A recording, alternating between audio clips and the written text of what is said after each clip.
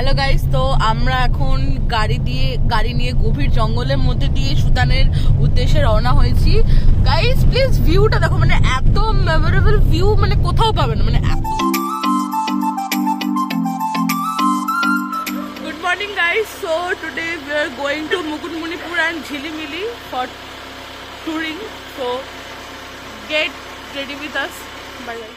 মুকুটমণিপুর আর যাবো হচ্ছে ঝিলিমিলি, যেটা আমি কখনো যাইনি। এতদিন বলেছি রাজদীপকে নিয়ে যেতে, ও নিয়ে যায়নি। সবাই রেডি হয়ে বাইরে দাঁড়িয়ে পড়েছি। আর আমার তো আউটফিট একটা গ্রাউন্ড পরেছি, তার সাথে রেড কালারের এই সোয়েটারটা কেমন লাগছে অবশ্যই কমেন্ট করে জানিও। আর হ্যাঁ, পুরো ভিডিওটা লাস্ট অবধি দেখতে থাকো। আমরা সবাই এসে বাইরে দাঁড়িয়ে রয়েছি, কিন্তু গাড়ির দেখা নেই। গাড়ির কখন বলেছি আসতে, এখনও গাড়ি আসেনি। এই দেখো সবাই দাঁড়িয়ে রয়েছে। আর এখানে কুকুরগুলো তো একেবারে গায়ের উপর হামলে পড়ছে। ওদের জন্য খাবার আনতে গেছে উপরে, আনলে ওদেরকে দেব। গাড়ি কোথায়? এখনো গাড়ি আসছে না। লাস্ট আমাদের গাড়ি অনেকক্ষণ পরে এসেছে। এবার গাড়িতে কে কোথায় বসবে সেই নিয়ে একটা ঝামেলা শুরু হয়ে গেছে। প্রথমে তো আঙ্কেল বললো সামনে বসবে, রাজদীপ বলছে সামনে বসবে, বোন বলছে সামনে বসবে। আমি তো ভাই মিডিলেই বসবো, আমার সামনে বসার কোনো ইচ্ছে নেই। তারপর গাড়িতে সবাই সেট আপ করে বসে পড়লাম আমরা। গাড়ি তো এবার স্টার্ট দিয়ে আমাদের গন্তব্যস্থানে পৌঁছানোর পালা এবার। কিন্তু আমরা 30 মিনিট লেট। মামুনি পিছনে বসেছে, আঙ্কেল আমার সাইডে বসেছে, আর এই পাশে তাথই বসেছে, আর অ্যাট লাস্ট রাজদীপ সামনে বসেছে। আর আজকে কিন্তু ভালোই ঠান্ডা বাইরে। কারা কারা এখানে গেছো অবশ্যই কমেন্ট করে জানিও। কোথায় কোথায় গেলাম, কি করলাম, পুরো ভিডিওটা আমি তোমাদের সাথে শেয়ার করব। আমরা এখন এক জায়গায় দাঁড়িয়েছি, মুড়ি ঘুগনি খাবো। বাঁকুড়ার ফেমাস খাবার মুড়ি আর ঘুগনি, তাই তো? বাঁকুড়া স্পেশাল মুড়ি ঘুগনি চপ। গাইস আমরা চা খাচ্ছি, তো এরপর মুড়ি চপ ঘুগনি খাবো। তারপর আমরা ওয়ে টু মুকুটমণিপুর ব্যাক যাবো, যে ওখানে গিয়ে আমরা আরো মজা করবো, আরো অনেক খাওয়া দাওয়া করবো। তো স্টে টিউন, আমাদের সাথে থাকবেন। বাঁকুড়া, মেদিনীপুর, বিষ্ণুপুর ওদিকটা না ফেমাস খাবার হচ্ছে সকালবেলা এই মুড়ি ঘুগনি চপ। সব জায়গায় বিক্রি হচ্ছে। রাস্তা দিয়ে আস্তে আস্তে প্রায় অনেক জায়গায় দেখেছি। তবে এই মোড়ে আমরা দাঁড়িয়েছি, এখান থেকে মুড়ি ঘুগনি চপ নিয়েছে মামুনি, তারপর আঙ্কেল আর বোন, আর গাড়ির ড্রাইভার আঙ্কেল খেয়েছে। আর আমি তো খাইনি, কারণ সকালবেলায় মুড়ি ঘুগনি চপ ছোটবেলা থেকে খাইনি, তো খেতে কেমন মামুনি মেখেছিল। মেখে কিন্তু আমাকে দুবার দিয়েছিল, বেশ ভালো টেস্টি টেস্টি লাগছিল। চাটা পরে আর একবার খেয়ে নেবা, ব্যাস হয়ে গেল। কেমন লাগছে বল? দারুণ দারুণ, পুরো বাঁকুড়া ফিলিংস আসছে। এই তো পুরো দেশি দেহাতি, ও পুরো ভাত মাখার মতন মাখছে। আয় বাবা, দেহাতি গাইস।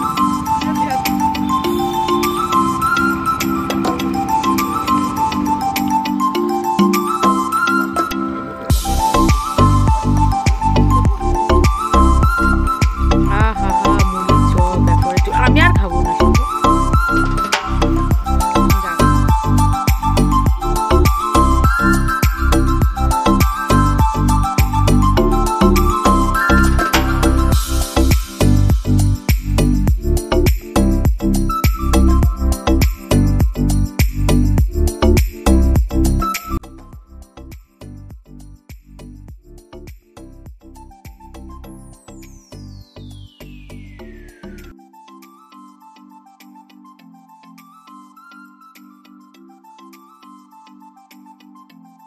এখন গাড়ি থামিয়ে দাঁড়িয়েছি, এই যে রস জাল দিচ্ছে, খেজুরের রস, এটাকে গুড় করা হবে। ওয়াও, এখানে দাঁড়িয়েছি, এই দেখো সবাই। কোন নামটা? এটা হচ্ছে আদর্শ গুড় মহল। এখানে রস খেতে দাঁড়িয়েছি।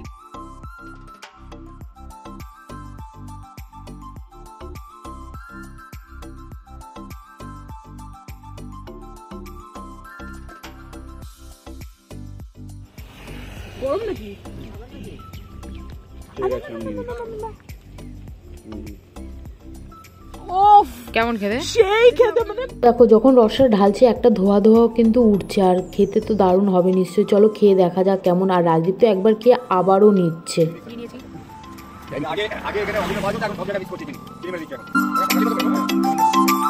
আগে খেজুরের রস খেয়েছিলাম, সেই খেজুরের রস আর এই খেজুর গাছের রস পুরো আকাশ পাতাল তফাৎ। খুব একটা ভালো লাগলো, মানে খেজুর গাছের রস লাগলো কিন্তু সেরকম মনে হলো জল মেশানো, এটা সব ভেজাল।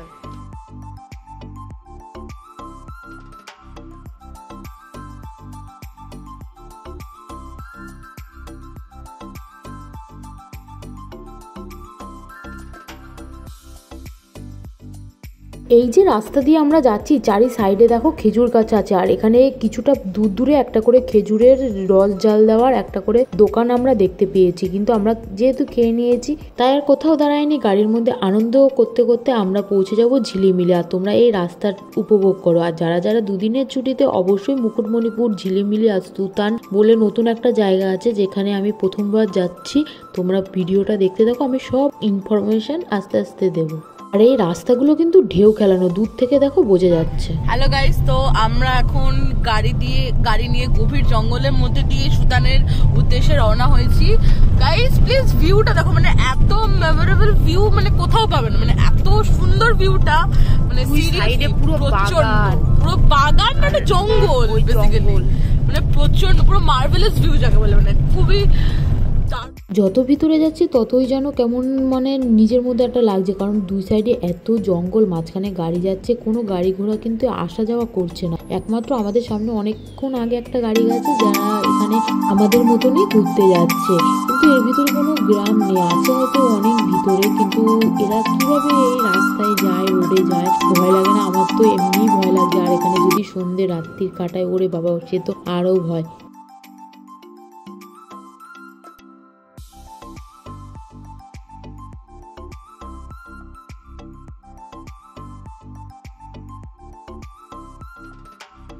এই যে এখানে যে বোর্ডটা দেওয়া রয়েছে, এই বোর্ডটা কিন্তু আমরা ক্রস করে ওই আগে চলে গেছিলাম। যারা এই বোর্ডটা না দেখবে তারা কিন্তু অনেক মিস করবে। তারপর আমরা ব্যাকে এসে আমরা তারপরে এই সুতান পার্কে যাচ্ছি, কিন্তু এর ভিতরে কি আছে জানি না। চলো তোমাদের সাথে শেয়ার করছি। আর যারা যারা এই সুতান পার্ক, ঝিলিমিলি কিংবা মুকুটমণিপুর ঘুরবে, এইসব জায়গা কিন্তু একটু ঘুরে যেতে পারো। সবে এসে আমরা নামলাম সুতানে, আমরা ভুল করে অন্য রাস্তায় ঢুকে গেছিলাম, তারপরে এই জঙ্গলের মধ্যে সুতানে চলে এসেছি। চলো তোমাদের সাথে শেয়ার করছি পুরোটা, পুরো জঙ্গলের মধ্যে। ব্যস্ত জীবনকে সাইডে রেখে দুদিনের জন্য কিন্তু এই সুতান বলো, মুকুটমণিপুর বলো, এই জঙ্গলের মধ্যে ঘুরতে আসতেই পারো। আর এই যে জঙ্গলটা দিয়ে আমরা এসেছি, সেই জঙ্গলটা কিন্তু 50 বর্গ কিলোমিটারেরও বেশি বন, আই থিঙ্ক 50ই হবে। আমি নেটে সার্চ করেছি, তোমরা একটু নেটে রিসার্চ করে দেখে নিও। জায়গাটা কিন্তু দারুণ দারুণ একটা অ্যাডভেঞ্চার ফিল হবে। শীতকালে এখানে আলাদা রকমের ফিলিংস, আর গরমকালে আলাদা রকমের ফিলিংস। যখন পলাশপুর ছিল সেই মুহূর্তটা কিন্তু দারুণ লাগে।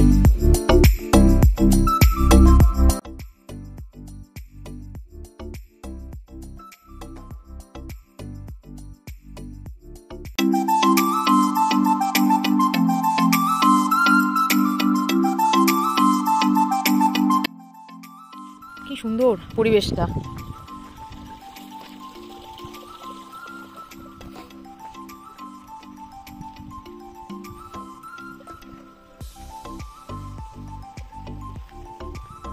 জায়গাটা সত্যি এত সুন্দর, জঙ্গলের মধ্যে পুরো এই পাশে পুকুর পাড় আছে, তবে পুকুরে মাছ আছে। ওই ব্যস্ত জীবনে গাড়ি ঘোড়া আওয়াজ এইসব সাইডে রেখে পুরো এই জায়গাটা ফিল করতে হবে।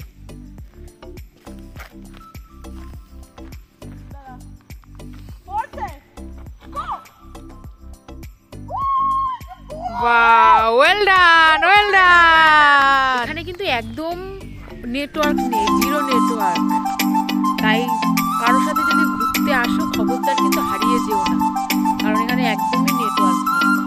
পরিবেশটা কিন্তু খুব সুন্দর, দারুণ পরিবেশ। জলের আওয়াজ শুনতে পাচ্ছ, এখান থেকে জল যাচ্ছে। ওটা পুকুর, আর এই জলটা পুরো গেছে।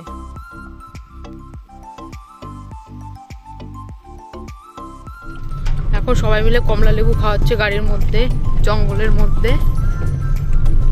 গাইস আমার মালা ঘুরে গেছে, গাইস আমার মালা ঘুরে গেছে। গাইস আমরা এখন ঝিলিমিলি উঠছি। এই যে দাদা বোন আমারে ধুয়ে আগে আগে চলে যাচ্ছে। এই যে খেজুর গাছ দেখো তোমরা, আমাকে রেখে আগে আগে চলে যাচ্ছে এরা।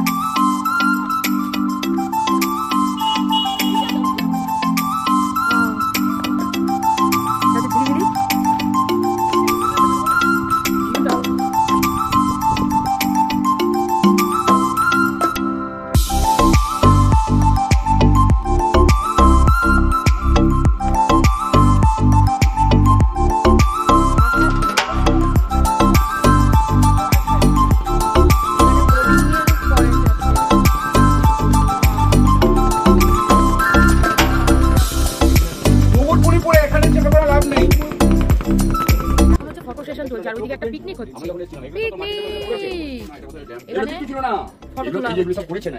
ছবি তোলা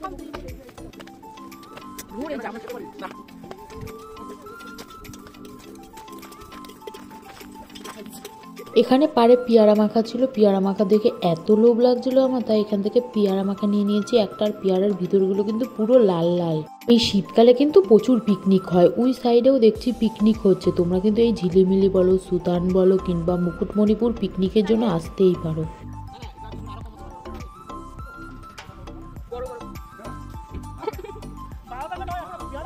এতক্ষণ পরে অবশেষে আমরা পৌঁছালাম কংসাবতী ড্যামের ধারে।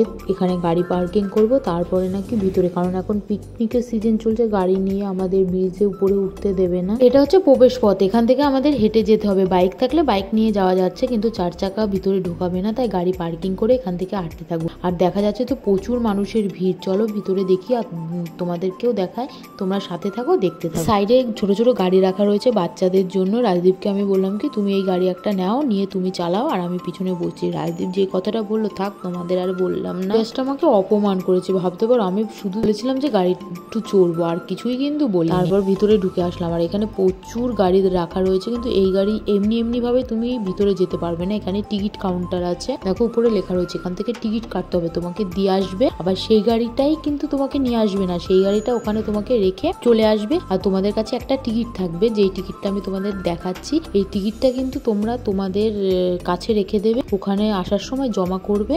একটা টিকিট জমা করলে তোমাকে ওখান থেকে গাড়ি তোমাকে রিসিভ করে তোমাকে এই পারে দিয়ে যাবে। এই হচ্ছে নিয়ম টোটাল। আশা করি বুঝতে পেরেছো, না বুঝতে পারলে কমেন্ট করো, আমি আবার ভালোভাবে বুঝিয়ে দেবো। টিকিট কাটার তো হয়ে গেছে, এবার গাড়িতে বসবো। এবারে টোটো আছে, যে টোটোর একটা নাম্বার দিয়ে দিয়েছে আমাদের, সেই টোটোতে গিয়ে বসে পড়েছি। আর আমাদের টিকিট নিয়েছে 500 টাকা, মাথা পিছু এক একজনের 100 টাকা করে নিয়েছে, তার মানে 500 টাকা। ভাবো তোমরা, এখানে ব্রিজের উপর এই পার থেকে ওই পারে যাবো, তাতে এক একজনের নাকি এক সাইডে জলের হাওয়া বইছে, আর এই সাইডে কিন্তু সবুজ পুরো একদম জঙ্গলের মধ্যে, দেখতে কিন্তু বেশ ভালো লাগছে। আর কারা কারা এই অবশ্যই কমেন্ট করে গেছে, অবশ্যই কমেন্ট করতে ভুলো না কিন্তু তোমাদের কেমন লেগেছে।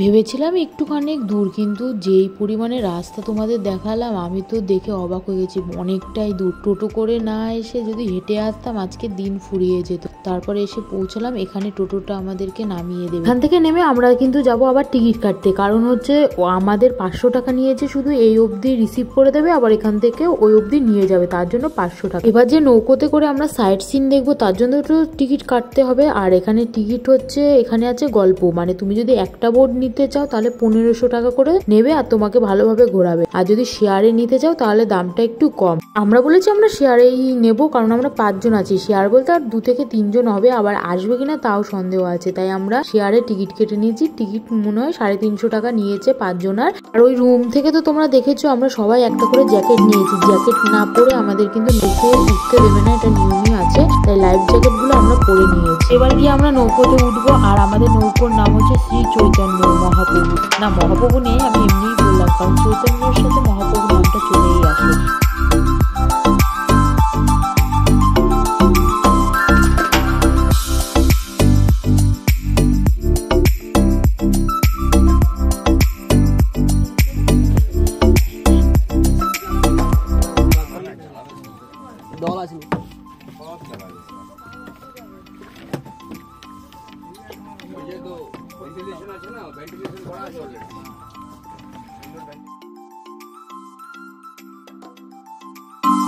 আমরা এখন দাঁড়িয়ে আছি কসাই আর কুমারীর মিলিত স্থানে, আর চারিদিকটা দেখো কুয়াশায় কিন্তু ঢাকা, যার কারণে দূর দূর থেকে আমরা দেখতে কিছুই পাচ্ছি না। আর এই নদীর উপরে কুয়াশা ঢাকা, একটা ঠান্ডা ঠান্ডা হাওয়া, তার মধ্যে রোদ, ওয়েদারটা দারুণ।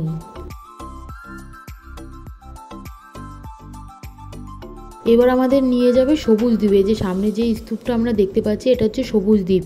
দেখার মতন সেরকম কিছুই নেই, শুধু সবুজ গাছপালা আছে। জলের উপর এতটাই কুয়াশা পড়েছে যে দূর দূর থেকে কিছুই দেখা যাচ্ছে না, কাছে না গেলে বোঝা যাচ্ছে না জিনিসটা কি। আর কুয়াশার মধ্যে এই নদীর উপর নৌকায় ওয়েদারটা কিন্তু বেশ ভালো লাগছে, আমি তো বেশ সুন্দরভাবে উপভোগ করছি। আর ভিডিওটা তোমাদের জন্য শেয়ার করেছি, তোমরা যাতে দেখে এই সুন্দর দৃশ্যটা উপভোগ করে অবশ্যই এখানে ঘুরতে আসতে পারো। এখন আমরা যাব ডিয়ার পার্ক। আমরা নৌকো থেকে এপারে নেমেছি, নৌকো ওখানে দাঁড়িয়ে রয়েছে, যতক্ষণ না ভিতর থেকে ঘুরে আসবো নৌকোটা কিন্তু এখানেই দাঁড়াবে। আমাদের সাথে যে আরেকজন গ্রুপ ছিল তাদের মধ্যে দুজন আঙ্কেল যাবে আর দুটো আন্টি যাবেন, ওরা ওখানে বসে থাকবে। এই সাইডে যে নেমেছি এই সাইডে ঘোরার মধ্যে একটাই আছে ডিয়ার পার্ক আর সোনার বাংলা পার্ক। তবে চলো আমি তোমাদের সাথে শেয়ার করব। তবে রাজদীপ বলেছে সোনার পার্কে সেরকম কিছু নেই, কয়েকটা গাছ আছে আর বেজি আছে বাঁধা। তারপর এখান থেকে ডিয়ার পার্কে যেতে গেলে কিন্তু এখান থেকে টিকিট কাটতে হবে, এক একজনের 40 টাকা করে টিকিট নেবে। তোমরা চাইলে হেঁটে যেতে পারো, কিন্তু হাঁটতে গেলে প্রায় 5 কিলোমিটার রাস্তা আছে, কিন্তু এখন হাঁটার ইচ্ছা নেই তাই আমরা টিকিট কেটে নিয়েছি। টিকিট কেটে এখানে ইঞ্জিন ভ্যান আছে, সেই ইঞ্জিন ভ্যানে বসে পড়েছি। আর এই সাইডে জল থেকে বিস্কুট থেকে শুরু করে সব কিন্তু জিনিসের দাম প্রচুর।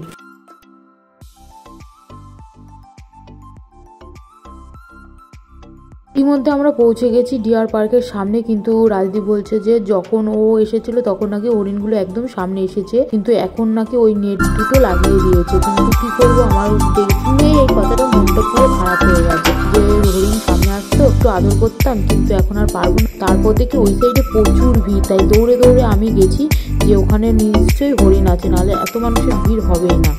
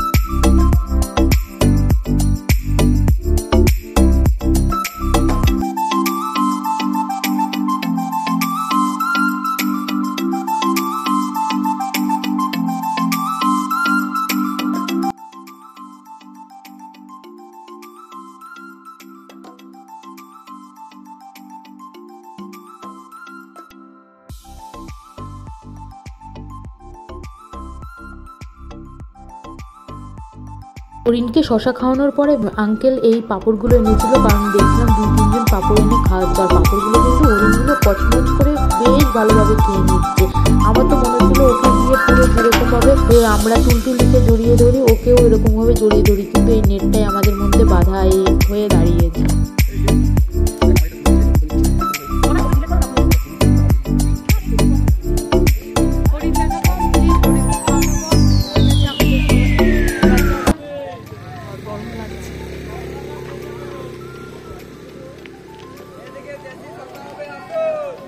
শশা কেন আর হরিণকে খাওয়াও।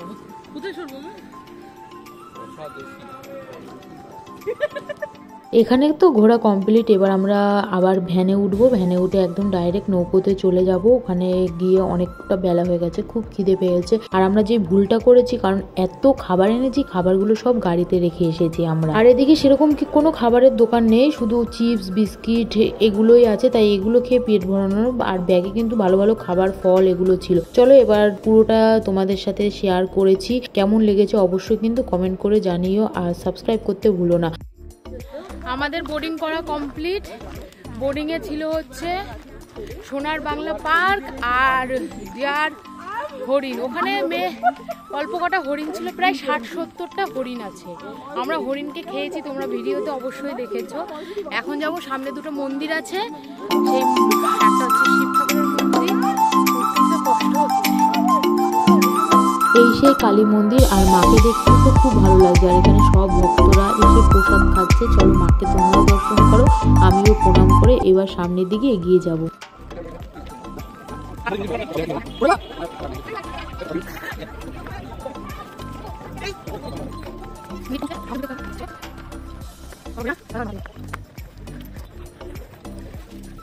এই সেই মুকুটমণিপুর পাহাড়ের উপর পরেশনাথ শিব মন্দির। আর এখানে কিন্তু মানুষের ভিড়টা দেখো প্রচুর। আর এইটা সিঁড়ি থেকে জাস্ট একটু উপরে, খুব একটা উপরে উঠতে হবে না, একটু কষ্ট লাগবে। নাও তোমরাও এই পরেশনাথ শিব মন্দিরটা দর্শন করো। আমি শুনেছি নাকি যখন এই ড্যামটা তৈরি করছিল তখন এই ছোট ছোট মূর্তি এখানে পাওয়া গেছে, তাই এই সব মূর্তি এই পাহাড়ের উপর রেখে স্থাপন করেছে। তারপর পুরোহিত এখানে পুজো দেয় প্রত্যেক দিন।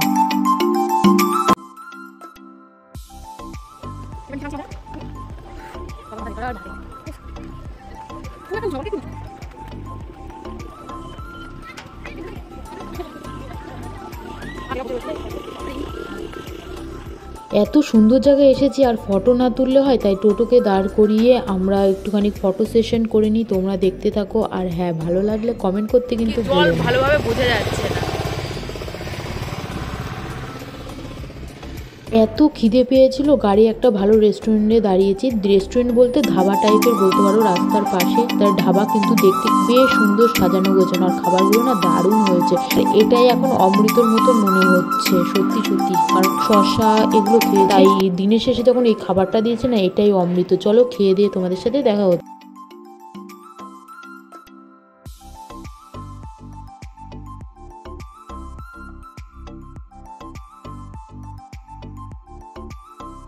সকাল দিয়ে এত গুড় দেখেছি, একটা গুড়ও পছন্দ হচ্ছে না। ফেরার পথে এখানে দেখছিলাম গরম গরম গুড় একদম ঢেলে বাটিতে রেখেছে। এই গুড়গুলো নাকি কলকাতায় যাবে।